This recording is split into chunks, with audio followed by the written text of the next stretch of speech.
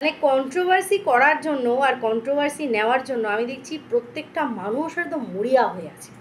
মানে সুযোগ পেলেই কন্ট্রোভার্সির কোনো একটা পার্ট তারা ছাড়বে না। আর এখন তো এমন এমন মানুষদেরকে কন্ট্রোভার্সির অংশ হতে দেখছি, আমরা কোনোদিনও তাদের বিষয়ে ধারণা করতে পারি না যে এদেরকে নিয়েও কন্ট্রোভার্সি করতে হবে।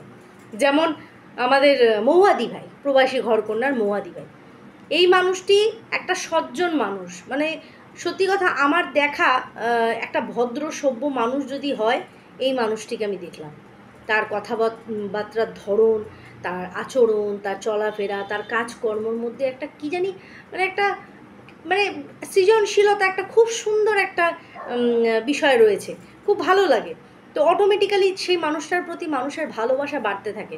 আর বিদেশে থেকে আমাদের দেশের গন্ধ তিনি কোনোভাবে মানে মিটতে দেননি। এই যে জিনিসটা ওনাকে আরও মানে অতুলনীয় করে তুলেছে।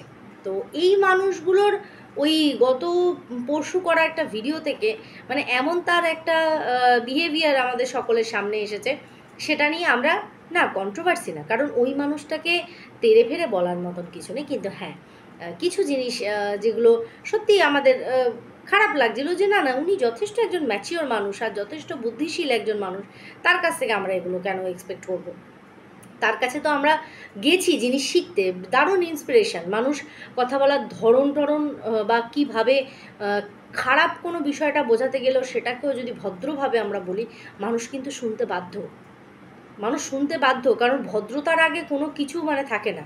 তুমি যত অভদ্রতামি করবে, যত ছোটোলোকামি করবে, তোমার ভালো কথাটাও তোমার ওই অসভ্যের মতন কথা বলার ধরনের মধ্যে দিয়ে কিন্তু একদম চাপা পড়ে যাবে, কবর দেওয়া হয়ে যাবে সেগুলোকে।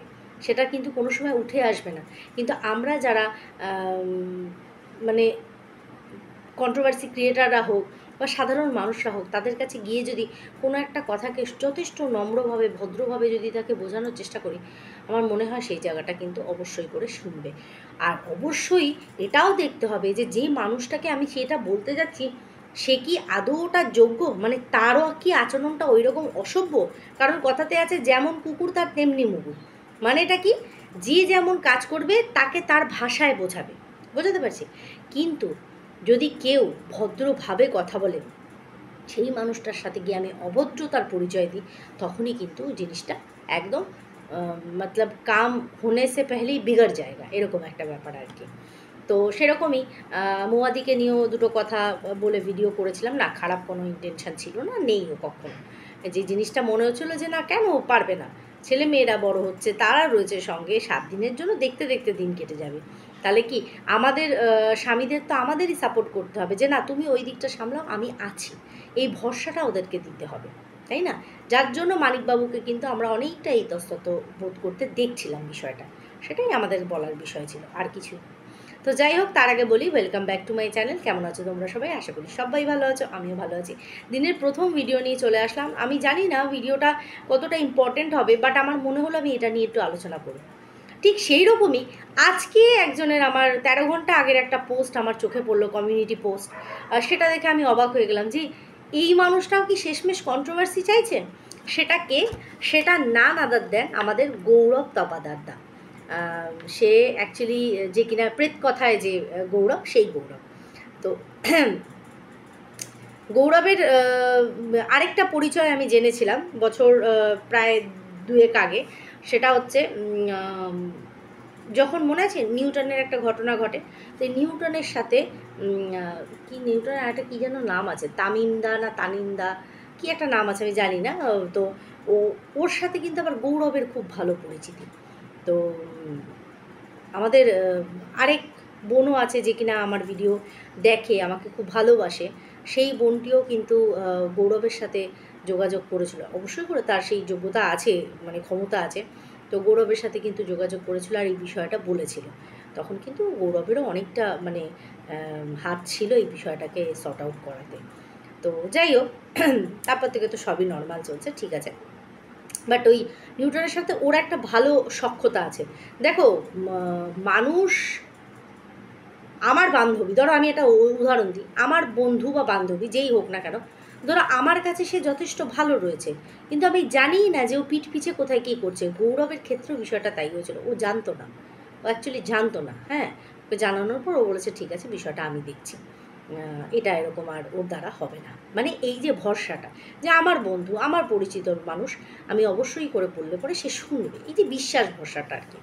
তো যাই হোক, সেই গৌরবদাকে দেখলাম একটা কমিউনিটি পোস্ট দিয়েছে, সেই কমিউনিটি পোস্টটা নিয়ে না কথা বললেই নয়, খুব দ্বিধাদ্বন্দ্বের মধ্যে বিষয়টা রয়েছে। আমি পড়ে শোনাচ্ছি তোমাদেরকে, তোমরাও একটু ক্লিয়ার করো কী হচ্ছে। আর নানান রকমের মিক্স কমেন্ট তো আছেই কমেন্ট সেকশানে। সেটা হচ্ছে, সে লিখছে কোনো সম্পর্কেরই একই ভুল নিয়ে বারবার কথা বলা অবান্তর। মানে কোনো সম্পর্কে করা একটা ভুল, সেটাকে নিয়ে বারবার কথা বলা অবান্তর। বারবার একই সমস্যা নিয়ে কথা বললে সেই কথার থেকে উল্টো দিকের মানুষের মনের মধ্যে এক ধরনের প্রতিক্রিয়া শুরু হয়, যা তার মনে আপনার প্রতি, মানে নিজের প্রতি এক ধরনের খারাপ লাগার জন্ম দেয়। এই খারাপ লাগাগুলো একসময় জমতে জমতে দূরত্বের জন্ম দেয়। না, এটা আমি ভুল এক্সপ্লেন করলাম। এখানে বলেছে এক ধরনের প্রতিক্রিয়া শুরু হয় যা তার মনে আপনার প্রতি, মানে আমরা যারা তাকে কন্টিনিউয়াসলি একই বিষয় নিয়ে বলবো, সেই মানুষগুলোর প্রতি এক ধরনের খারাপ লাগা জন্ম নেয়। আর এই খারাপ লাগা থেকে দূরত্ব সৃষ্টি হয় উল্টো দিকের জন তার তৈরি করা সমস্যাগুলো সমাধান করবে, নইলে একই ভুল সে বারবার করবে। আপনার বলার উপর কিছুই পরিবর্তন হবে না। মানুষ তার নিজস্ব চারিত্রিক বৈশিষ্ট্য অনুযায়ী সমস্ত কাজ করে। এই যে কথাটা আমার যে কি ভালো লেগেছে তোমাদের বলে বোঝাতে পারবো না। আর একদম বাস্তব কথা, একদম বাস্তব কথা। আমি কেউ এটা বলতে চাইছে, একজনের আমি ফার্স্ট কমেন্ট দেখলাম, সে লিখছে নাটক কম করো আর অপেক্ষা করো, প্রকৃতি ছাড় দেয় কিন্তু ছেড়ে দেয় না।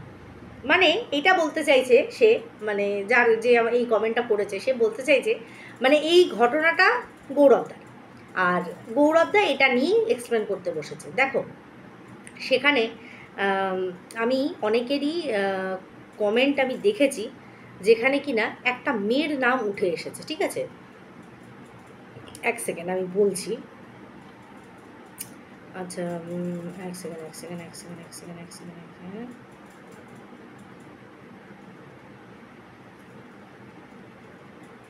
আচ্ছা, তো কেউ একজন জিজ্ঞাসা করেছে বৌদির সাথে কি ঝগড়া হয়েছে, মানে বৌদির নাম নিয়ে বলছে বৌদির সাথে কি ঝগড়া হয়েছে নাকি, এত স্যাড। হ্যাঁ, তো সেখানে কিন্তু 6টা রিপ্লাই ছিল আগে, সেখানে একটি মেয়ের নাম ছিল, সেকে বলা হচ্ছে ওর এক্স। আমি নামগুলো এখানে নিচ্ছি না, এখানে বলা হচ্ছে মানে এই মিস্টার তপাদারের এক্স সে। হ্যাঁ,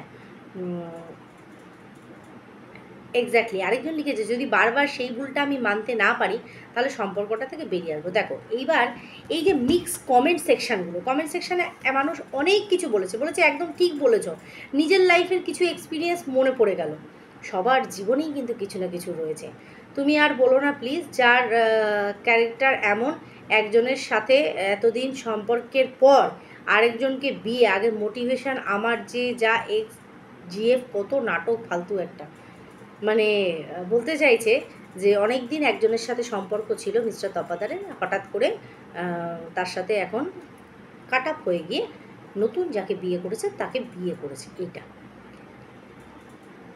এবার দেখো, এই মানে পোস্টার বিষয়ে আমি একটা পরিষ্কার কথা বলি, সেটা হচ্ছে আমাদের জীবনে অনেক সময় আমি না বিয়ের পরের কথা বলছিলাম, আমি বিয়ের আগের কথা বলছি। অনেক সময় এমন অনেক মানুষ আছে যাদের জীবনে কিন্তু কারুর না কারুর আগমন একটা সময় ঘটে, ভালোবাসার মানুষের। ঠিক আছে, এবার সেইটা কোথায় পরিপূর্ণতা পায়, আবার অনেক সময় পরিপূর্ণতা পায় না, সেটা খানিকটা না ভাগ্যের ফের। এই কথাটা আমার মা খুব বলে যে দেখো, সম্পর্ক, জন্ম মৃত্যু বিয়ে, এটা কেউ কখনো ডিসাইড করতে পারবে না কখন হবে। ঠিক আছে, আজকে আমার যার সাথে ভালো সম্পর্ক আছে, আগামী দিনে কি পরিস্থিতির সৃষ্টি হবে আর সেখান থেকে আমার সম্পর্কটা কোনখানে গিয়ে দাঁড়াবে, সেটা এই মুহূর্তে দাঁড়িয়ে আমরা বিচার করতে পারি না। হ্যাঁ, কিছু সার্কামস্ট্যান্সেস থাকে যার জন্য নিজেরা নিজেদের মধ্যেই মিউচুয়ালি আলাদা হয়ে যায়। কিছু থাকে কেউ কাউকে ডিচ করে, মানে চিট করে। আবার কেউ থাকে যে একজন আরেকজনকে ছেড়ে দিচ্ছে, বা দুজন দুজনের সাথে একদম সামনাসামনি বসে বিষয়টাকে সর্ট আউট করে নিয়ে নতুন করে শুরু করছে। বুঝতে পারছি?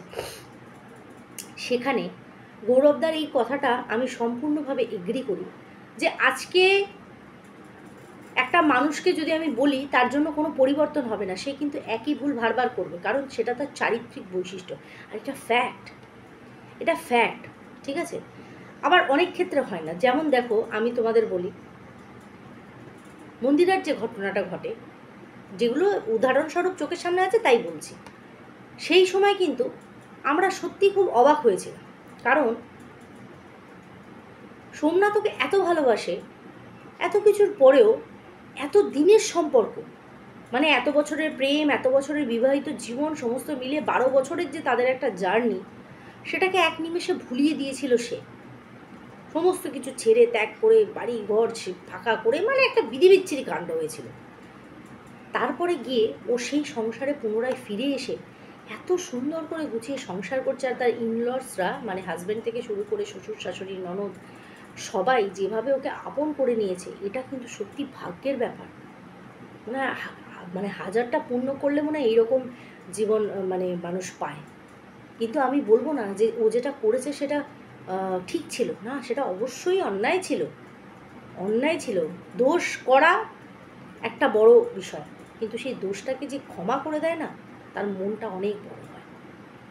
দেখো, একটা ভুল মানুষও ক্ষমা করে, মানে ভগবানও ক্ষমা করে, আর আমরা তো তুচ্ছ মানুষ মাত্র, তুচ্ছ মানুষ মাত্র, ঠিক আছে? ঠিক সেই রকমই পরে আমাদের রিসেন্ট আরেকটা ঘটনা ঘটে, যেটা বাচ্চার মা বাচ্চার বাবার বিষয়টা আমাদের সামনে আসে। ওদেরটা কি চলছে না চলছে, নানান রকম জগা খিচুড়ি হয়ে সেই জিনিসটা তো এখন এগোচ্ছে। এবার এই যে আমরা প্রতিনিয়ত বলি এটা ঠিক না ওটা ঠিক না, তাতে কি সত্যিই কোনো পরিবর্তন হবে? হবে না তো। তাদের যেটা করা তারা সেটা করবে। বাচ্চার মায়ের যার সাথে থাকা সে থাকবে, বাচ্চার বাবার যার সাথে থাকা থাকবে। আমরা কি কিছু করে বলে কিছু করতে পারবো? করতে পারবো না। এই কমিউনিটি পোস্টটা অনেকের যদি মনে হতে পারে যে আজকে গৌরবদার সাথে কারোর সম্পর্ক ছিল, অথচ তার সাথে তার বিয়ে হয়নি, অথচ সম্পর্ক শেষ করে দিয়ে আরেকজনের সাথে বিয়ে করল। তার কপালে বউ হিসাবে এই মেয়েটিই ছিল, এখন যে তার স্ত্রী। তাই সেটা হয়তো ক্ষণিকের মোহ ছিল, যেটা এসে চলে গেছে। তাই পুরনো জিনিসকে আঁকড়ে ধরে বসে থেকে লাভ নেই। মুভ অন করো, এগিয়ে যাও, এগিয়ে যাও, খারাপটাকে ভুলে যাও, ভালো স্মৃতিটাকে নিজের মধ্যে রেখে দিয়ে জীবনটাকে এগিয়ে নিয়ে চলো। তাহলে আমার যেন মনে হয় লাইফটা খুব ইজি। এটা সম্পূর্ণ নিজের মনের ব্যাপার, এটা আমার মনে হয়। আমি এটা কমিউনিটি পোস্টটা দেখছিলাম আর ভাবছিলাম যে সত্যিই তো, কথাটা তো ঠিক। দেখো, আমরা কন্ট্রোভার্সি করতে বসেছি, আজকে ভালো মন্দ যেটা দেখবো সেটা নিয়ে হাজারবার বলবো। সেটার মধ্যে আর মনে হয় না তাদের লাইফ নিয়ে আর কিছু বলাটা আমাদের সাজবে।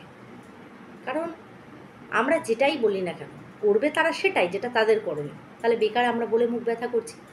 তাহলে বলবো সেটা যেটা অন ক্যামেরা দেখছি, যেটা বলার বিষয় থাকবে, সে যেই হোক না কেন, যেই ব্লগারই হোক না কেন।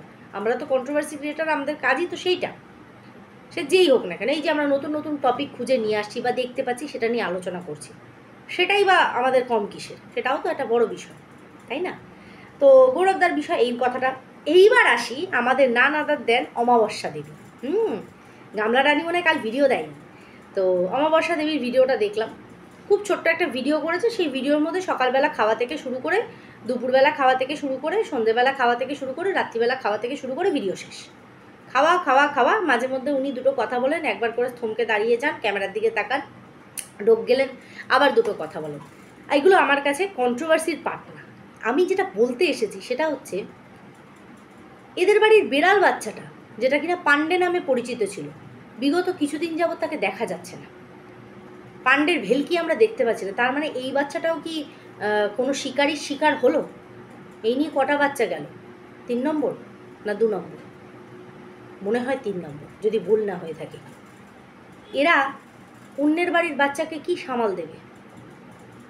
যারা একটা সামান্য বেড়াল ছানার কদর করতে পারে না, তারা অন্যের বাড়ির বাচ্চাকে কি করে সামাল দেবে?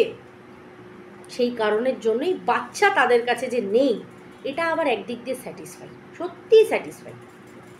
যেখানে আছে ঠিক আছে, ভালো আছে, এদের জন্য বাচ্চা কাচ্চা না, মানে এরা নিজেদের মধ্যেই মত্ত, যেমন মা, তাই না?